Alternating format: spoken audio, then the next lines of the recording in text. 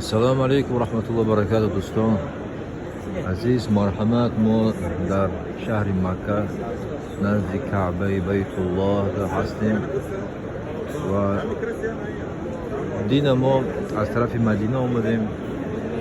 قریبی مدینه در میقات است برای نیت کردن. وقتی نوار کردن نشد که به شما نشون دهیم. در آنجا بعدی که مدینه ما میبریم در میقات نیت عمره باشه عمره میکنن، حج باشه حج میکنن، بعد طرف مکه حرکت میکنن. وقتی که طرف مکه حرکت کردیم مثلا باز ما درباره عمره گپ میزنیم، حج مایداش میگن. مثلا وقتی که ما اومدیم بیت الله حرام اومدیم،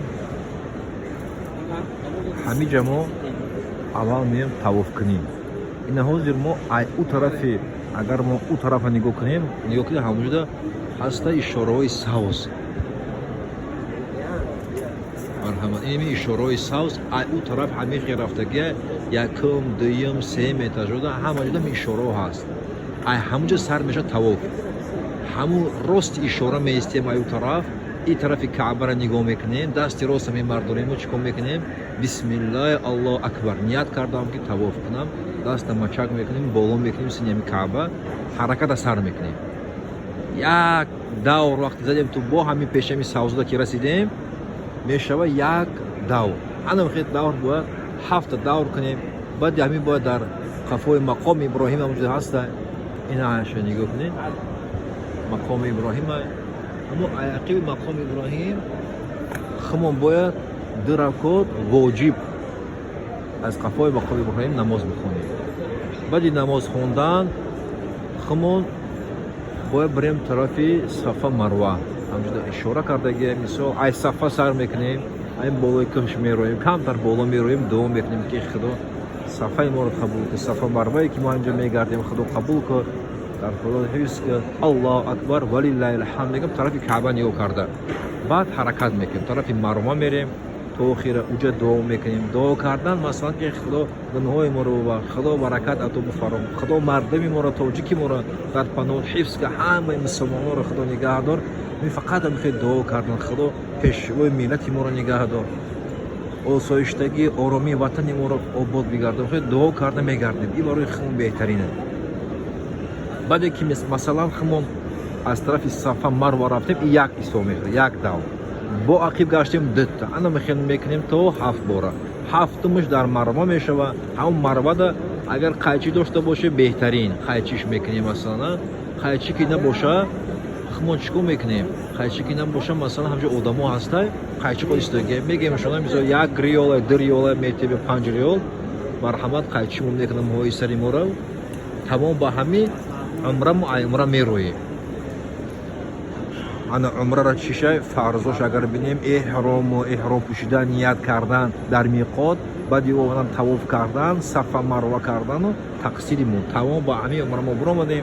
میتونیم چیکار کنیم؟ خانه بریم یا جای زیست استقامت خون بریم. یکی دیگه همین مسئله که باید ما بدونیم که مثلا وقتی که در همون میقات که رفتیم جایی که نیت میکنن برای عمره، مثلا 2 رکعت نماز میخونن میگن لبیک الله بعمرتین، مثلا خدا ما تیارم برای عبادت برای عمره.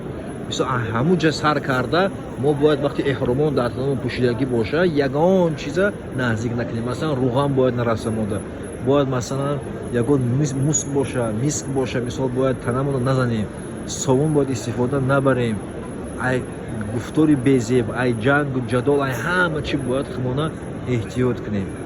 در اینجا مثلا هر یک کاری کرده که ما 100,000 بار زیاد میشه. خوبیش 100,000 مرتبه حسابیده میشه و با گندگیش هم 100,000 مرتبه حسابیده میشه. چشم، گوش و زبان باید احتیاط کنیم. در این زمینه مقدس باید کوشش کنیم که برای همه مردم خود چیکار کنیم؟ دعا کنیم. پروردگارمون بزرگه، این بیت الله حرامه. دعا میکنیم که پروردگارمون همه ما را در پناهش حفظ کنه، نگه داره. همه ما توفیق بده برادران خواهران عزیز در همین جاهای مقدس باشیم. یگان جای دنیا با این جای مقدس برابر نمیشه. در اینجا دعا کردن برای همه مردم بهترین جای. خدا انشالله همه برادرای ما را خواهرای ما را در پناهش حفظ کنه، فرزندای ما را نگه داره، با ایمان و با توفیق شون کنه. پروردگارم وطن ما را نگه داره. پروردگارم همه گذشتگی ما رو، پدر و مادر و خواهر و دادری که از این دنیا گذشتن، این دنیا رو ترک کردن، پروردگارم قبولشون بگردون، گناهشون رو ببخش، جاشون جنت فردوس بگردان یا رب العالمین.